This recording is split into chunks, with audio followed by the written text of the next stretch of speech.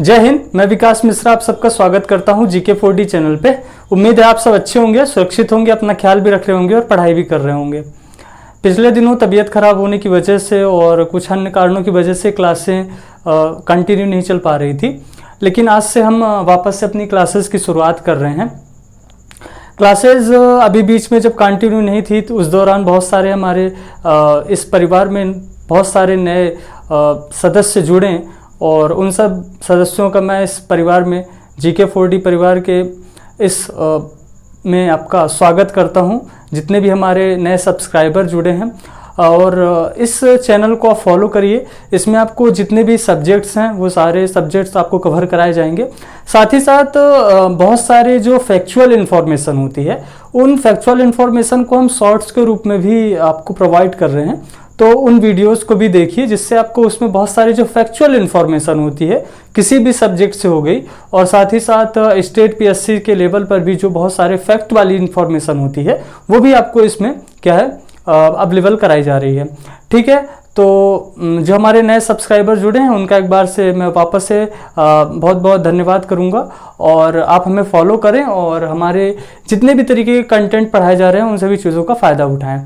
ठीक है, तो आज हम देख रहे थे एशिया महाद्वीप। लास्ट लेक्चर में हमने देखा था एशिया महाद्वीप की जितनी भी विस्तार एवं अवस्थिति से संबंधित जितनी भी चीज़ें थी कि एशिया महाद्वीप जो है वो हमारा विश्व का पहला सबसे बड़ा महाद्वीप है।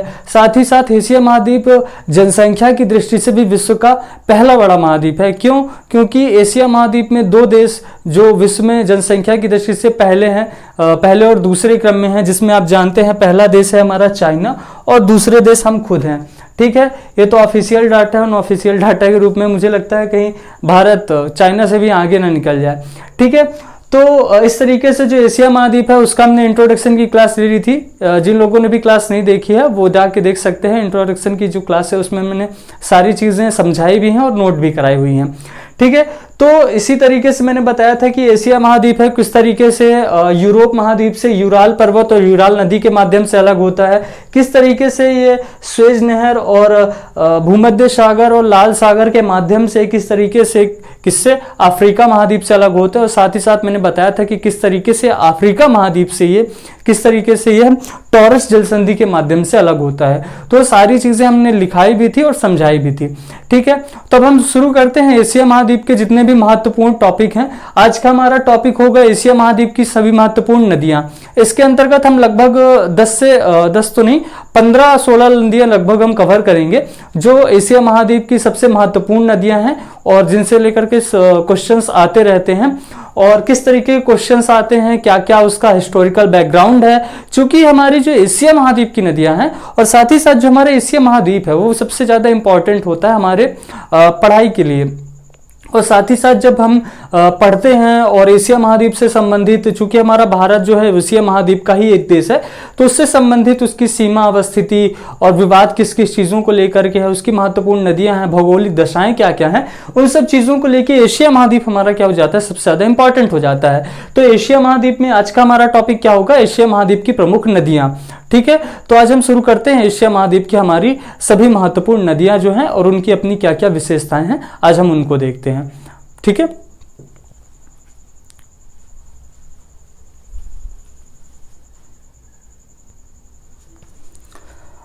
तो आज हम समझेंगे एशिया महाद्वीप की जितनी भी महत्वपूर्ण नदियां हैं उनसे किस किस तरीके के क्वेश्चंस आते हैं और उनको देखेंगे कि उनकी अवस्थिति कहाँ कहाँ पास है। ठीक है, तो सबसे पहले मैं आपको बताता हूँ कौन सी नदियाँ एशिया महाद्वीप के अंतर्गत। जो आपका रूस देश है जो एशिया महाद्वीप के सबसे उत्तर में आता है, रूस देश की सबसे महत्वपूर्ण नदियाँ हैं ये। एक और नदी है जो मैंने बताई हुई है ऑलरेडी आपकी, कौन सी नदी है, यूराल नदी। यूराल नदी कहाँ से निकलती है, यूराल नदी जो है यूराल पर्वत से निकलती है और प्रवाहित होते हुए आपके कैस्पियन सागर में आके अपना जल गिराती है। मैंने बताया था इंट्रोडक्शन की क्लास में, मैंने समझाया था कि किस तरीके से यूराल नदी और यूराल पर्वत मिलकर के एशिया महाद्वीप को आपको यूरोप महाद्वीप से प्राकृतिक रूप से सीमा बनाते हुए किस तरीके से अलग करते हैं। ठीक है, तो यूराल नदी को मैं इंक्लूड कर चुका हूं इंट्रोडक्शन की पहली क्लास में, तो इसलिए अभी के लिए मैं सिर्फ बता रहा हूं कि यूराल नदी है, यूराल पर्वत से निकलती है और प्रवाहित होते हुए कहाँ, कैस्पियन सागर में जाके अपना जल गिराती है। ठीक है, अब इसके बाद दो तीन नदियां और है, कहाँ की, आपकी रूस की जो तीन नदियां हैं, एक नदी है ओब है, एक है येनिशी और एक है लीना नदी। ये तीनों नदी रूस की सबसे महत्वपूर्ण नदियां हैं, ओब, येनिशी और लीना। इनका सीक्वेंस याद रखिएगा, हो सकता है सीक्वेंस से लेकर के क्वेश्चन आ जाए, तो ये सीक्वेंस याद रखिएगा। अवस्थिति याद रखिएगा, अवस्थिति कहां पास है, तो अवस्थिति है रूस में। प्रवाहित क्षेत्र कौन सा है, तो प्रवाहित क्षेत्र है इनका रूस। अब ये अपना मुहाना कहाँ बनाती है, तो ये अपना मुहाना क्वेश्चन दो रूपों में आ सकता है। एक तो उसका सब जो बड़ा महासागरीय क्षेत्र होता है और उसका जो उप क्षेत्र होता है वो, या अब जो बड़ा क्षेत्र होता है वो स्वयं खुद।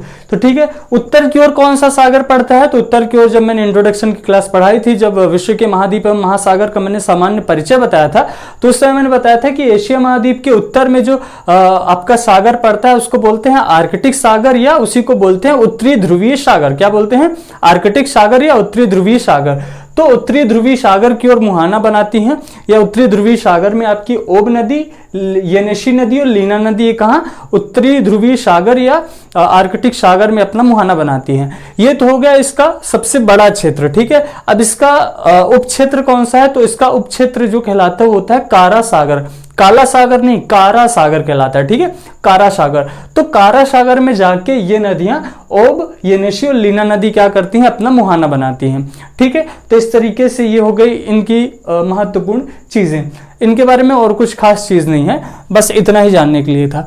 अब समझते हैं, यहां पे एक नदी है, नाम है आमूर नदी। आपको दिख रहा होगा कौन सी नदी है, आमूर नदी। आमूर नदी क्या है, आमूर नदी चाइना के अंतर्गत मंचूरिया की पहाड़ी से निकलती है। जो मंचूरियन हम खाते हैं, कुछ कुछ वैसा ही संबंधित नाम है इसका, मंचूरिया की पहाड़ी। तो चाइना के अंतर्गत मंचूरिया की पहाड़ी से निकलती है, ये रूस के अंतर्गत नहीं निकलती है। ठीक है, याद रखिएगा।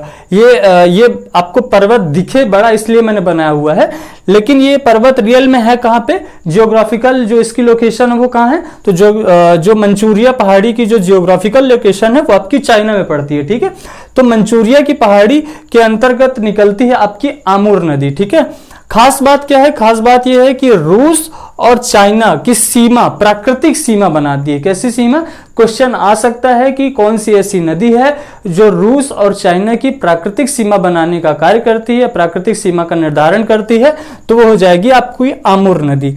ठीक है, मंचूरिया की पहाड़ी से निकलती है, प्रवाहित होते हुए जाके कहाँ, जापान सागर में जाके अपना जल गिराती है। कहाँ जल गिराती है, तो जापान सागर में जाके अपना जल गिराती है। कौन सी नदी, आपकी आमूर नदी। ठीक है, ये इसकी सबसे महत्वपूर्ण बात हो गई। अब इसके बाद आती है आपकी कौन सी नदी, येलो रिवर। कौन सी नदी है आपको ये है येलो रिवर। ठीक है, ये सबसे महत्वपूर्ण नदी है। हालांकि सभी महत्वपूर्ण नदी हैं, लेकिन येलो रिवर भी अपनी एक महत्वपूर्ण विशेषता रखती है। क्या है, देखते हैं। तो येलो रिवर जो है, येलो रिवर की दो तीन चीजें मैं आपको पहले समझा देता हूं। येलो रिवर कहाँ है, तो येलो रिवर जो है वो आपकी चाइना में है। ठीक है, पूरी तरीके से चाइना में प्रवाहित होती है। और इसके बारे में खास बात यह है कि जो येलो रिवर है उसी के अंतर्गत चाइना की जो सबसे पुरानी सभ्यता, विश्व की 4 सभ्यताएं हैं। कौन कौन सी, एक तो है मेसोपोटामिया की सभ्यता। आप अगर देखेंगे तो 4 सभ्यताओं में से 3 सभ्यताएं एशिया महाद्वीप में ही विकसित हुई। ठीक है, तो उसको भी मैं आपको समझाऊंगा। तो विश्व की 4 सभ्यताओं में से एक सभ्यता है जिसको कहते हैं चीन की सभ्यता। जो चीन की सभ्यता थी वो कहां विकसित हुई, तो जो चीन की सभ्यता थी वो आपकी विकसित हुई है येलो रिवर पे।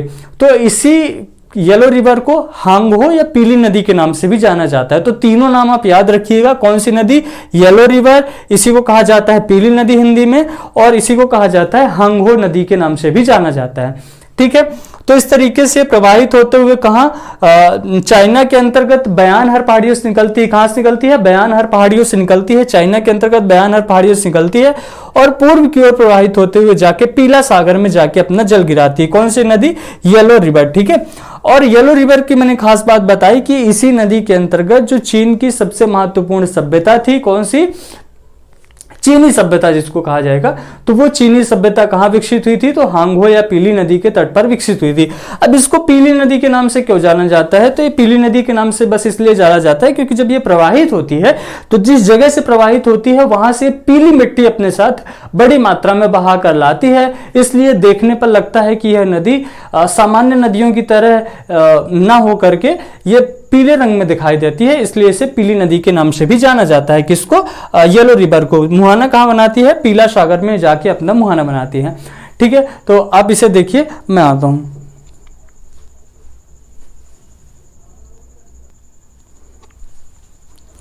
तो मैंने बता दिया कौन कौन सी नदी, ओब नदी, येनेशी नदी, लीना नदी और येलो रिवर के बारे में मैंने बता दिया, और साथ ही आमूर नदी के बारे में। एक तो गर्मी इतनी है कि पसीने की वजह से बड़ी समस्या हो जाती है, इसीलिए बार बार उसको पूछना पड़ता है। ठीक है, तो हम देख रहे थे कौन सी नदी, येलो रिवर को हमने देख लिया था। येलो रिवर के बारे में बता दिया कि येलो रिवर की खास क्या विशेषता है। ठीक है, अब देखते हैं इसके बाद येलो रिवर के बारे में बता दिया। येलो रिवर की खास चीज मैंने बता दी कि येलो रिवर पे जो इसकी खास चीज है वो जियोग्राफिकल, इसका भी एक पर्पस, मतलब जियोग्राफिकल के साथ साथ हिस्टोरिकल भी इसका एक महत्व है। वो क्या है? मैंने बता दिया कि येलो रिवर पर जो चीन की सभ्यता थी वो विकसित हुई थी। विश्व की 4 सबसे महत्वपूर्ण सभ्यताएं हैं, कौन कौन सी अगर आप देखेंगे तो सबसे पहली सभ्यता आ जाती है आपकी सबसे पहले आ जाती है आपकी मेसोपोटामिया की सभ्यता। ठीक है, जो मेसोपोटामिया की जो सभ्यता थी वो टर्की देश से प्रवाहित होती है, टर्की, सीरिया, इराक से प्रवाहित होते हुए जाके फारस की खाड़ी में जल गिराने वाली 2 सबसे महत्वपूर्ण नदियां हैं, जिसका नाम है टाइग्रिस नदी और यूफ्रेटस नदी। ठीक है, तो ये दोनों नदियों के मध्य में विकसित हुई थी कौन सी सभ्यता? मेसोपोटामिया की सभ्यता। इसी तरीके से जब हम अफ्रीका महाद्वीप पढ़ेंगे तो अफ्रीका महाद्वीप में एक महत्वपूर्ण नदी है जो विश्व की पहली सबसे बड़ी नदी कहलाती है, जिसका नाम है कौन सी नदी? नील नदी। ठीक है, तो नील नदी की खास बात है कि नील नदी पर विश्व की क्या है? विश्व की एक सबसे बड़ी सभ्यता विकसित हुई थी, जिसका नाम था मिस्र की सभ्यता। तो मेसोपोटामिया की सभ्यता विकसित हुई आपकी टाइग्रिस और यूफ्रेटस नदी के मध्य में, जिसको दजला या फराद नदी के नाम से भी जाना जाता है। मिस्र की सभ्यता विकसित कहाँ हुई? मिस्र की सभ्यता विकसित हुई थी आपकी नील नदी के मध्य में विकसित हुई थी। ठीक है, वो हम कहाँ पढ़ेंगे? वो हम पढ़ेंगे जब पढ़ेंगे आपका अफ्रीका महाद्वीप। तो अफ्रीका महाद्वीप में मैं बताऊंगा नील नदी के बारे में।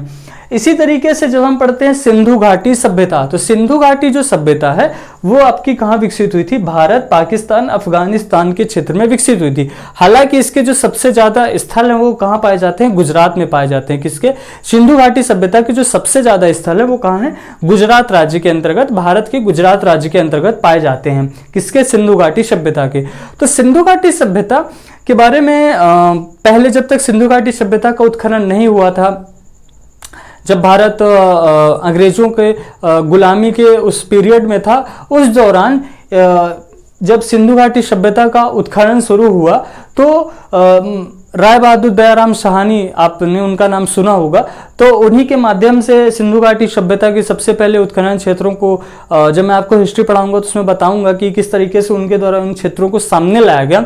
हालांकि इसके बहुत सारे उत्खनन स्थल हैं जो अलग अलग टाइम में हमारे सामने लाए गए। ठीक है, तो अभी यहाँ पे पाकिस्तान बोल रहा हूँ, आपके भारत के राजस्थान राज्य के अंतर्गत एक सभ्यता है, एक स्थान है वेंगीकोट। वेंगीकोट से क्या हुआ है? वेंगीकोट से एक मृदभांड के साक्ष्य मिले हैं। उन मृदभांडों के साक्ष्य से अभी जो रिसर्च चल रही है उस हिसाब से ये अनुमान लगाया जा रहा है कि जो सिंधु घाटी सभ्यता है वह विश्व की इन सभी सभ्यताओं में से सबसे पुरानी सभ्यता थी। ठीक है, तो ये चीज अभी जो करंट की चीज है वो मैं आपको बता रहा हूं कि जो वेंगीकोट जो राजस्थान के थार के मरुस्थल के क्षेत्र में स्थित एक क्षेत्र है, वो विश्व का सबसे पुराना, क्या विश्व की सबसे पुरानी सभ्यता के होने के साक्ष्य हमें वहां से प्राप्त हो रहे हैं। किसके? सिंधु घाटी सभ्यता के लिए। ठीक है, और नील नदी के बारे में जो येलो रिवर के बारे में मैंने बता दिया कि येलो रिवर पर जो चाइना की सभ्यता थी वो विकसित हुई थी। तो इस तरीके से 4 सभ्यताओं में से जो 3 सभ्यता है वो कहाँ? एशिया महाद्वीप में विकसित हुई। चीन की सभ्यता विकसित हुई आपकी पीली नदी या येलो रिवर में, और साथ ही साथ दजला एवं फराद नदी, इसी को अभी जो नया नाम है टाइग्रिस या यूफ्रेटस नदी के नाम से जो जानी जाती है, इसमें मेसोपोटामिया की सभ्यता विकसित हुई। और एक महत्वपूर्ण सभ्यता विकसित हुई, कौन सी? सिंधु घाटी सभ्यता, जिसका कि अनुमान लगाया जा रहा है कि ये विश्व की सबसे प्राचीनतम सभ्यताओं में से एक थी और विश्व की साथ ही साथ सबसे प्राचीन सभ्यता है। अगर मेसोपोटामिया से आपके राजस्थान से वेंगीकोट से जो मिले हुए साक्ष्य यदि वह प्रमाणित हो गए तो उस आधार पे जो ये आपकी सिंधु घाटी सभ्यता है विश्व की सबसे पुरानी सभ्यता साबित हो जाएगी। ठीक है। और इसी तरीके से मैंने बताया मिस्र की सभ्यता, जो कि मिस्र की सभ्यता, हालांकि इसे पिरामिड की सभ्यता भी कहा जाता है। आपने देखा होगा जो पिरामिड होते हैं, बने होते हैं, तो उससे भी जब मैं पढ़ाऊंगा तो मिस्र की सभ्यता में बताऊंगा कि उसमें किस तरीके से वो पिरामिड होते हैं। जो नील नदी पर जो उसका जो विकास है वो हुआ था मिस्र की सभ्यता का। बेसिकली जो सबसे बड़ी बड़ी सभ्यताएं होती हैं, जो उनका विकास होता है वो किसी न किसी नदी क्षेत्र के या बड़ी नदी तंत्र के पास ही होता है। पहले तो ज़्यादातर यही होता था, अब तो नहरें हो गई हैं, नलकूप हो गए हैं, बावड़ियाँ हो गई हैं। बावड़ियाँ हालांकि पहले भी थी, लेकिन नलकूपों के माध्यम से और नहरों के माध्यम से सभी जगह पे जल उपलब्ध कराया जा रहा है, तो अब तो कहीं भी बस जाना आसान है। लेकिन पहले नहीं होता था। तो पहले जो ज़्यादा सभ्यताएं विकसित होती थी वो आपकी कहाँ विकसित होती थी, बड़े नदी तंत्र या बड़े जलीय क्षेत्र के पास ही विकसित होती थी, क्योंकि सबसे महत्वपूर्ण जो मनुष्य की आवश्यकताएं होती है उनमें से एक जल होता है। ठीक है, तो ये कुछ चीज़ें थी जो हिस्टोरिकल पॉइंट रखती हैं, वो आपको समझाना मेरे को लगा ज़रूरी था, क्योंकि जियोग्राफी एक ऐसा सब्जेक्ट है जो हिस्ट्री से भी कनेक्ट होता है, पॉलिटी से भी कनेक्ट होता है, आईआर से भी कनेक्ट होता है, ठीक है, और करंट अफेयर्स से तो होता ही होता है। ठीक है, और साथ ही साथ इंटरनल सिक्योरिटी का भी जो इश्यू होते हैं उससे भी कनेक्ट होता है। जैसे इंटरनल सिक्योरिटी में आपका हो गया म्यांमार से जो हमारा इशू चलता है, या पाकिस्तान से चलता है, जो चाइना से चलता है, तो वो इंटरनल सिक्योरिटी साथ ही साथ अपने देश की अवस्थिति से लेकर तो बहुत सारे सब्जेक्ट से जो जियोग्राफी का एक लिंक है वो बैठता है। ठीक है, तो हम देख रहे थे कौन सी नदी, हमने बता दिया था आपको, येलो रिवर के बारे में हमने आपको एक्सप्लेन किया था। अब इसके बाद आती है यांगटी सिक्यांग नदी। कौन सी नदी है? यांगटी सिक्यांग नदी। तो जो यांगटी सिक्यांग नदी है इसकी खास बात क्या है? यांगटी सिक्यांग नदी जो है विश्व की तीसरी सबसे बड़ी नदी है। कैसी है? विश्व की तीसरी सबसे बड़ी नदी है। तो पहली दो सबसे बड़ी नदियां कौन सी हैं? तो मैंने आपको पढ़ाई हुई है। दूसरी सबसे बड़ी नदी मैंने आपको पढ़ाई हुई है, कौन सी नदी है? अमेजोन नदी है। पहली सबसे बड़ी नदी कौन सी है? तो पहली सबसे बड़ी नदी है नील नदी। ये जो नील नदी है विश्व की पहली सबसे बड़ी नदी है। विश्व की दूसरी सबसे बड़ी नदी है अमेजोन नदी। अमेजोन नदी के बारे में मैंने बताया था जब दक्षिण अमेरिका महाद्वीप पढ़ाया था तब। और साथ ही साथ मैंने ये बताया था कि जलग्रहण एवं बहाव क्षमता की दृष्टि से विश्व की पहली सबसे बड़ी और लंबाई की दृष्टि से विश्व की दूसरी सबसे बड़ी नदी है। तो पहली सबसे बड़ी हो गई आपकी कौन सी? नील नदी। विश्व की दूसरी सबसे बड़ी नदी हो गई आपकी कौन सी नदी? अमेजोन नदी। और इसी तरीके से विश्व की तीसरी सबसे बड़ी नदी कौन सी हो जाएगी? आपकी यांगटी सिक्यांग नदी। ठीक है, कौन सी नदी हो जाएगी? यांगटी सिक्यांग नदी। तो जो यांगटी सिक्यांग नदी है इसकी खास बात क्या है कि जो यांगटी सिक्यांग नदी है वो आपके कहां से निकलती है? यांगटी सिक्यांग नदी आपके चाइना के अंतर्गत जरी की पहाड़ियां हैं। कहां?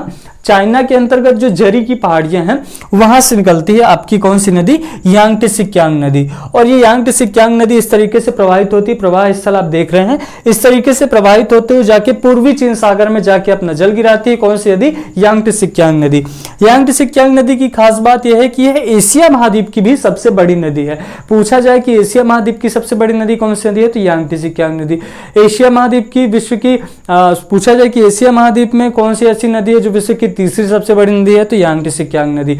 अब समझिए कि जो यांगटी सिक्यांग नदी है वो जरी की पहाड़ी से निकलती है, पूर्वी चीन सागर में जाके अपना मुहाना बनाती है। खास बात क्या है? खास बात यह है कि यांगटी सिक्यांग नदी पर जो कोरोना का जन्म स्थल है जिसने पूरी दुनिया को परेशान करके रखा, वुहान शहर स्थित है। ठीक है, तो यांगटी सिक्यांग नदी पर दो प्रमुख शहर वुहान एवं संघाई शहर स्थित है। किस नदी पर? यांगटी सिक्यांग नदी पर स्थित है। ठीक है, याद रखिएगा। और ये चाइना की सबसे बड़ी नदी है, एशिया महाद्वीप की सबसे बड़ी नदी है, विश्व की तीसरी सबसे बड़ी नदी कौन सी? यांगटी सिक्यांग नदी।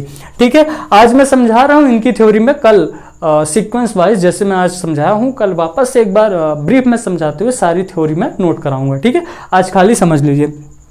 इसके बाद आती है यांगटी सिक्यांग नदी से ही एक नदी और है, सिक्यांग नदी। कौन सी नदी है? सिक्यांग नदी। याद रखिएगा, सिक्यांग नदी है। सिक्यांग नदी जो प्रवाहित होती है वो जाती है पूर्व की ओर प्रवाहित होते हुए दक्षिणी चीन सागर, यहाँ पे आप देख रहे होंगे, ये दक्षिणी चीन सागर में जाके अपना जल गिराती है। कौन सी नदी? सिक्यांग नदी। सिक्यांग नदी की खास बात क्या है कि सिक्यांग नदी पर दो प्रमुख शहर हैं, ग्वांगझाऊ एवं कौन शहर है? ग्वांगझाऊ एवं संघाई शहर स्थित है। ठीक है, कौन से दो प्रमुख शहर हैं? ग्वांगझाऊ शहर एवं संघाई शहर स्थित है। ठीक है, तो इस तरीके से ये हो गई कहाँ की नदियां? ये हो गई आपकी चाइना की सबसे महत्वपूर्ण नदियां और एशिया महाद्वीप की भी ये सबसे महत्वपूर्ण नदियों में से एक है। ठीक है, तो सिक्यांग नदी हो गई। अब सिक्यांग नदी के बाद आगे देखते हैं।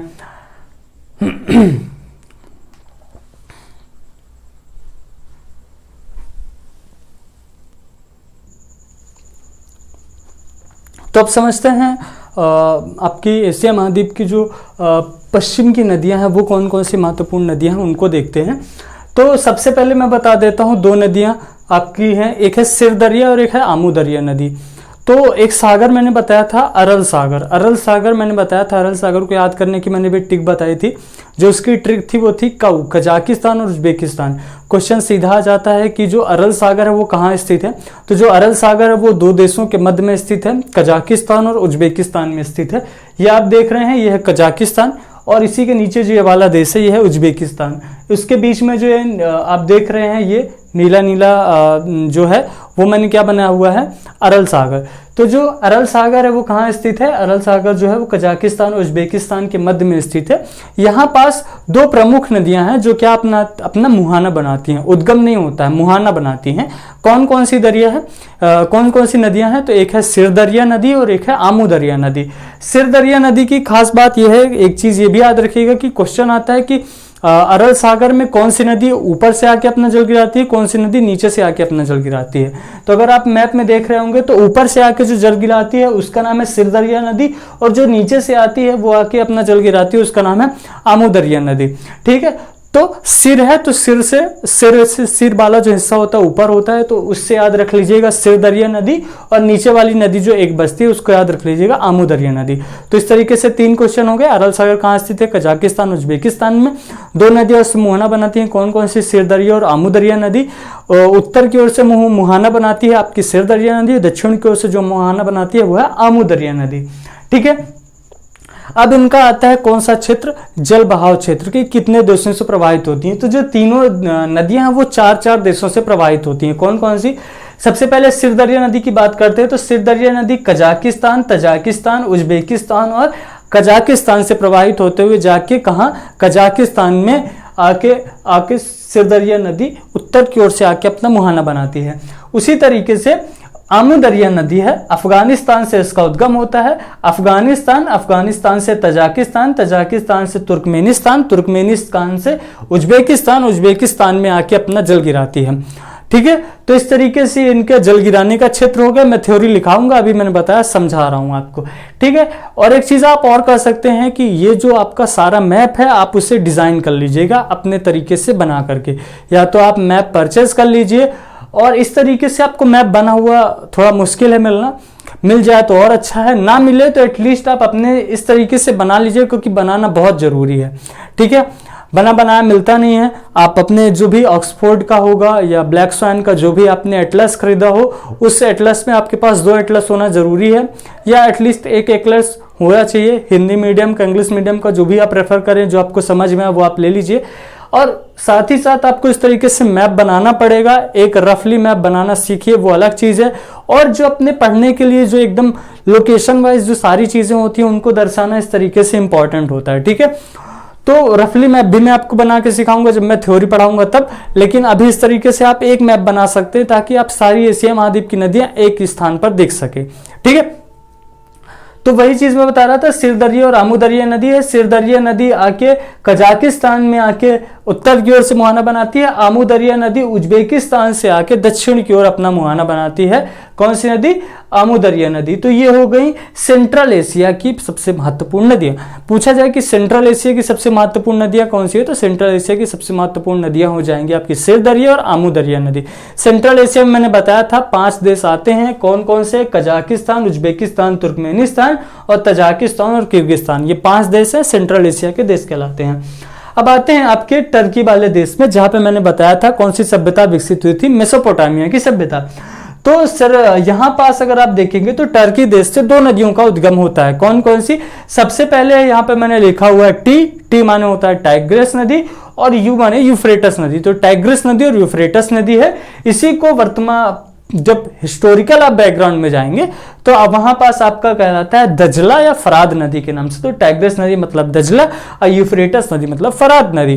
पूछा जाता है कि मेसोपोटामिया की जो सभ्यता थी वो कहाँ विकसित हुई थी, तो मेसोपोटामिया की जो सभ्यता थी वो दजला या फराद और वर्तमान नाम टाइग्रिस या यूफ्रेटस नदी के मध्य में विकसित हुई थी। कौन सी सभ्यता, मेसोपोटामिया की सभ्यता। अब ये प्रवाहित निकलती कहाँ से, प्रवाहित कहाँ होती है, मुहाना कहाँ बनाती है, वो समझिए।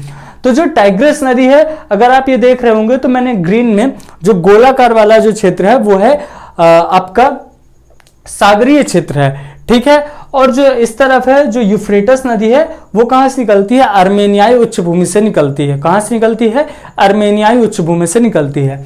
तो ठीक है, तो दोनों नदियों का उद्गम कहां होता है, दोनों नदियों का जो उद्गम होता है वो टर्की से होता है, ठीक है।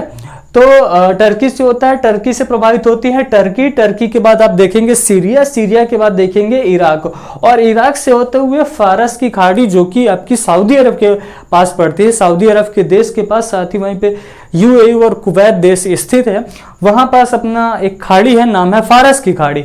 तो फारस की खाड़ी में आके अपना जल गिराती हैं, ठीक है। तो ये हो गए इसके क्षेत्र। और टाइग्रिस और यूफ्रेटस नदी के मध्य में ही विकसित हुई थी कौन सी सभ्यता, मेसोपोटामिया की सभ्यता, जो विश्व की सबसे पुरानी सभ्यता मानी जाती है, ठीक है। विश्व की सबसे पुरानी सभ्यता हो जाती है कौन सी, मेसोपोटामिया की सभ्यता, जो टाइग्रिस नदी और यूफ्रेटस नदी के मध्य में विकसित हुई थी, ठीक है। इसी के अंतर्गत पहले एक पद चला करता था, मुस्लिम समाज में एक पद चला करता था बगदाद, ठीक है। तो जो बगदाद के खलीफा हुआ करते थे, है ना, बगदाद के खलीफा हुआ करते थे। खलीफा जब आप हिस्टोरी पढ़ेंगे मुगल साम्राज्य तो उसमें आता है बगदाद की खलीफा।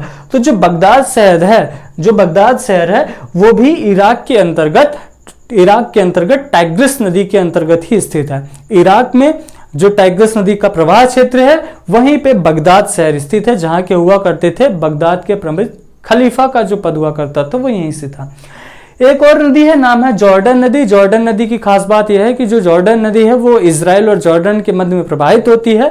जॉर्डन के बाद इजराइल, यहाँ पे आप देखेंगे तो जॉर्डन है, जॉर्डन के बाद है इजराइल, इजराइल के बाद ये आ जाता है आपका भूमध्य सागर का क्षेत्र। तो प्रवाहित होती है आपकी इजराइल के बाद जॉर्डन के बाद इजराइल के बाद प्रवाहित होती हुई जाके भूमध्य सागर में अपना जल गिराती है। तो इस तरीके से इसकी सबसे महत्वपूर्ण बात हो गई। तो ये हो गई आपकी एशिया, पूर्वी पश्चिमी एशिया की सबसे महत्वपूर्ण नदियां। यहाँ पे बाकी मैंने आपको यूराल नदी बताई ही थी। अब आते हैं एशिया महाद्वीप में जो भारत वाला जो क्षेत्र है, भारत और भारत के साथ जो नॉर्थ नहीं बोलेंगे, साउथ ईस्ट एशिया के जो कंट्रीज हैं, आसियान कंट्रीज जिनको बोला जाता है, उनकी महत्वपूर्ण नदियां कौन कौन सी हैं उनको समझते हैं, ठीक है। तो यहाँ पास अगर आप देखेंगे तो यहाँ पास भारत है, भारत के बाद आ जाता है आपका म्यांमार के बाद थाईलैंड के बाद कंबोडिया के बाद लाओस के बाद वियतनाम। तो इन्हीं देशों को मैंने यहाँ पे बड़ा करके बनाया हुआ है, ठीक है। इन्हीं देशों को यहाँ पे बड़ा करके बनाया हुआ है, आपको थोड़ा सा दिखाते हैं, ठीक है। तो ये देश है, ये वाला जो हिस्सा अगर आप देख रहे होंगे, आपने कभी मैप को अच्छे से स्टडी किया होगा तो आपको समझ में आ रहा होगा। ये वाला जो हिस्सा है, ये वाला हिस्सा किसका है, ये वाला जो हिस्सा है वो आपका भारत का है। कौन सा हिस्सा है, भारत का, ठीक है। ये वाला हिस्सा भारत का है, ठीक है। तो ये समझाने के लिए मैंने बताया हुआ है। अच्छा, एक चीज और है, मैप में क्या होता है, कई बार जो सीमाओं से संबंधित क्वेश्चंस है वो भी आ जाते हैं, इसलिए हमें जो क्या है वो सीक्वेंस पता होना चाहिए कि किस देश के बगल में कौन सा देश है, सीक्वेंस में कैसे हैं। जैसे मैं आपको यहाँ से बताऊं कि सबसे पहले उत्तर की ओर आ जाएगा आपका रूस के बाद आ जाएगा आपका मंगोलिया के बाद आ जाएगा चाइना के बाद आ जाएगा भारत। इस तरीके से इस तरफ जाएंगे तो आ जाता है भारत, पाकिस्तान, अफगानिस्तान, है ना, ईरान, इराक, सीरिया, मिस्र, इजराइल, जॉर्डन। इस तरीके से जो होता है ये हमें सीक्वेंस पता होना चाहिए। सेंट्रल एशिया के जो देश मैंने बताया, कजाकिस्तान, ठीक है, कजाकिस्तान के बाद उज्बेकिस्तान के बाद तुर्कमेनिस्तान, फिर तुर्कमेनिस्तान के बाद तजाकिस्तान के बाद इस तरीके से जो सीक्वेंस होते हैं वो हमें कई बार पता होना जरूरी है। इसी तरीके से जो इसका सीक्वेंस है, भारत के बगल में Myanmar, Thailand, Cambodia, Laos, Vietnam, और इस तरफ से आते हैं तो जापान हो गया। जापान के बाद नीचे आएंगे तो आपको हो जाएगा फिलीपींस हो जाएगा, फिलीपींस के द्वीप हो जाएंगे। इसके बाद इस तरफ आएंगे तो मलेशिया हो जाएगा, इंडोनेशिया हो जाएगा। तो ये हमें जो सीक्वेंस होता है कई बार पता होना जरूरी है, बहुत सारी जगहों पे हमें मदद करता है, ठीक है। तो समझते हैं जो हमारा आसियान देश हैं, या बोला जाए कि साउथ ईस्ट एशिया के जो देश हैं उनको देखते हैं, ठीक है। तो ये प्रमुख देश होते हैं। सबसे पहले यहाँ पे मैंने लिखा हुआ है एम से हो जाएगा म्यांमार, टी से हो जाएगा थाईलैंड, एल से हो जाएगा लाओस, सी से हो जाएगा कंबोडिया, वी से हो जाएगा वियतनाम। यहाँ पे मैंने लिखा हुआ है पहले वर्ड है, एम से हो जाएगा म्यांमार, टी से हो जाएगा आपका थाईलैंड, फिर एल से हो जाएगा आपका लाओस, वी से हो जाएगा वियतनाम, सी से हो जाएगा कंबोडिया। ठीक है, इस तरीके से ये है। अब यहाँ पे 3 नदियां हैं, 3 सबसे महत्वपूर्ण नदियां हैं, इनका भी अपना हिस्टोरिकल बैकग्राउंड है, मैं समझाऊंगा किस तरीके से है। सबसे पहले आती है म्यांमार नदी। तो जो म्यांमार की जो सबसे महत्वपूर्ण नदी है वो है इरावती नदी। कौन सी नदी है? इरावती नदी। यहीं पे एक और नदी बहती है, साल्विन नदी। ठीक है, इरावती नदी है और साल्विन नदी है। कहाँ प्रवाहित होती है? म्यांमार में प्रवाहित होती है। ठीक है, तो इरावती नदी जो है वो म्यांमार को अगर आप देखेंगे मैप में भी तो 2 मध्य भागों में विभाजित करती है। तो क्वेश्चन आता है कि कौन सी ऐसी नदी है जो कि म्यांमार को 2 भागों में विभाजित करने का कार्य करती है? तो वह है आपकी इरावती नदी। प्रवाहित कहाँ से होती है? यहाँ पे आप देखते हैं, जब हम पढ़ते हैं आपका इंडिया की जब जियोग्राफी पढ़ते हैं तो वहां पढ़ते हैं अराकान योमा पर्वत श्रेणी। कौन सी श्रेणी? अराकान योमा पर्वत श्रेणी, जो कि हिमालय पर्वत का ही पूर्व में जो विस्तार है वो कहा जाता है। ठीक है, तो अराकान जो योमा पर्वत श्रेणी है वहीं से निकलती है, चाइना के अंतर्गत जो निकलती है इरावती नदी है, वो कहाँ प्रवाहित होती है? म्यांमार में प्रवाहित होती है। म्यांमार को 2 मध्य भागों में विभाजित करने का कार्य करती है। अब इसमें 2 प्रमुख शहर स्थित हैं। कौन कौन से? रंगून है और मांडले शहर है। तो रंगून शहर वही शहर है जहां पे बहादुर शाह जफर 1857 की क्रांति के दौरान उनको जब बंदी बनाया गया था तो उनको रंगून में भेजा गया था। और यहीं पे मांडले शहर स्थित है। मांडले शहर क्यों प्रसिद्ध है? मांडले शहर इसलिए प्रसिद्ध है, हमारे लिए पढ़ना क्यों प्रसिद्ध है? क्योंकि यहाँ पे हमारे भारत के एक महत्वपूर्ण स्वतंत्रता आंदोलन के जो आंदोलनकारी जो हैं, जिनको हम जानते हैं, जिनका नाम है बाल गंगाधर तिलक। बाल गंगाधर तिलक को मांडले स्थित जेल में मांडले स्थित जेल में भारतीय राष्ट्रीय आंदोलन के दौरान इन्हें यहाँ पे गिरफ्तार करके रखा गया था। ठीक है, जब ये भारत का विभाजन नहीं हुआ था तो ऑफकोर्स सी बात है म्यांमार भारत का हिस्सा, भारत के पास का हिस्सा हुआ करता था। ठीक है, इसके बाद आती है आपकी थाईलैंड में एक नदी है चाओ फ्राया नदी। कौन सी नदी? थाईलैंड में एक नदी है चाओ फ्राया नदी। और थाईलैंड की चाओ फ्राया नदी जो है उसी में थाईलैंड की राजधानी नामपन्नेह स्थित है। कौन सी? नामपन्नेह स्थित है थाईलैंड की राजधानी चाओ फ्राया नदी में। अच्छा, ये क्वेश्चन और आता है कि इरावती नदी है जो अपना मुहाना वो कहाँ बनाती है? तो जो इरावती नदी है वो अपना मुहाना जो है, इसको मैं रफ कर देता हूं, आप ये समझिएगा जो इरावती नदी है। ठीक है, तो जो इरावती नदी है वो अपना मुहाना कहाँ बनाती है? तो मुहाने से लेकर भी एक क्वेश्चन आता है, हालांकि मैं उसे लिखाऊंगा, लेकिन जो इसका क्वेश्चन आता है वो है कि अपना मुहाना कहाँ बनाती है। तो बेसिकली हम 2 चीजें जानते हैं, एक अंडमान सागर जानते हैं जो अंडमान निकोबार द्वीप समूह के पास है, और दूसरा क्षेत्र जानते हैं अपना बंगाल की खाड़ी। अगर आप यहाँ पास भी देखेंगे तो म्यांमार के इस वाले क्षेत्र में आपको मिलेगा अंडमान सागर और आपको मिलेगा कौन से? बंगाल की खाड़ी। लेकिन उसका एक उप क्षेत्र आता है, उपसागरीय क्षेत्र आता है, जिसको हम कहते हैं कौन सी? मर्तबान की खाड़ी कहते हैं। ठीक है, ये कई बार क्वेश्चन आ जाता है, मर्तबान की खाड़ी। ठीक है,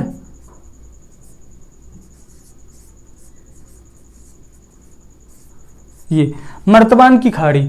तो पूछा जाता है कि जो इरावती नदी वो अपना मुहाना कहाँ बनाती है? तो मर्तबान की खाड़ी में बनाती है।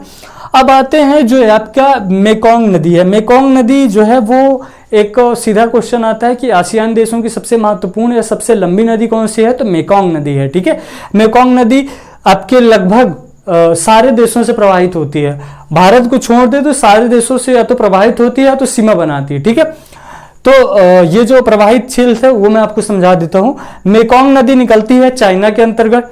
पहली चीज, प्रवाहित किन किन क्षेत्रों से होती है? तो चाइना के अंतर्गत निकलती है। किस जगह से निकलती है इसका फैक्ट हमें नहीं मिलता कि कहाँ से निकलती है। जैसे सभी नदियों का कोई जरी की पहाड़ी, कोई मंचूरिया की पहाड़ी, इस तरीके से निकलती हैं, तो इसका क्षेत्र नहीं मिलता है। लेकिन ये याद रखिएगा कि जो मेकोंग नदी है उसका उद्गम चाइना से होता है। ठीक है, चाइना से होता है। मेकोंग नदी का उद्गम प्रवाहित क्षेत्र कौन कौन से है? तो प्रवाहित क्षेत्र में आ जाता है आपका म्यांमार और जो आपका जो लाओस है, म्यांमार और लाओस की सीमा बनाते हुए म्यांमार के बाद लाओस के बाद थाईलैंड के बाद कंबोडिया के बाद वियतनाम, और वियतनाम से प्रभावित होते हुए यहाँ पे आपकी जो वियतनाम की जो खाड़ी है, जो आपकी जो यहाँ पे एक खाड़ी पड़ती है, नाम है इसका वियतनाम की खाड़ी।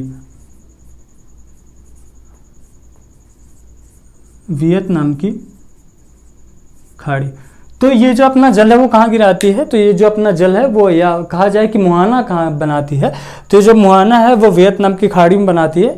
ये लगभग यूपी पीसीएस में इसका क्वेश्चंस आया था कि मेकांग नदी जो है वो अपना मुहाना कहाँ पास बनाती है, तो जो मेकांग नदी है वो वियतनाम की खाड़ी में अपना मुहाना बनाती है। तो इस तरीके से ये एशिया महाद्वीप की जितनी भी महत्वपूर्ण नदियाँ थी वो हमने देख ली हैं। अब कुछ नदियां जो हैं वो भारत के परिप्रेक्ष्य में रहेंगी, जैसे भारत की जितनी महत्वपूर्ण नदियां हैं वो उसमें आ जाएंगी, जैसे सिंधु नदी, सतलज, ब्रह्मपुत्र।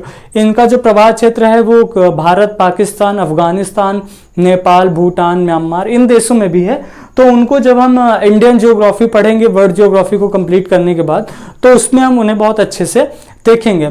तो आज इस तरीके से ये सारी हमने एशिया महाद्वीप की जितनी भी महत्वपूर्ण नदियां थी वो हमने समझी। कल हम इनको आकर नोट करेंगे और आप इनका मैप जरूर बना लीजिएगा, क्योंकि ये नदियां एक ऐसी चीज होती है जिनको देख करके याद करना सबसे ज्यादा आसान होता है बजाय इन्हें रटने के, है ना। तो रटने से बचिए, समझने पे जोर डालिए, ठीक है। तो इस तरीके से एशिया महाद्वीप की लगभग मैंने सारी जितनी भी महत्वपूर्ण नदियां थी, ये कितनी नदियां हो गई आपकी, हो गई 1 2 3 4 5 6 7 8 9 10 11 12 13 14 15 नदियां हैं। अगर हाँ 15 नदियां हैं। साल्विन नदी को मिला देंगे क्योंकि साल्विन नदी का जो प्रवाह क्षेत्र है म्यांमार में भी है। तो इस तरीके से लगभग ये 15 महत्वपूर्ण नदियां हैं और कुछ एक आध नदियां और जो रह गई होंगी उन्हें भी हम अच्छे से देख लेंगे।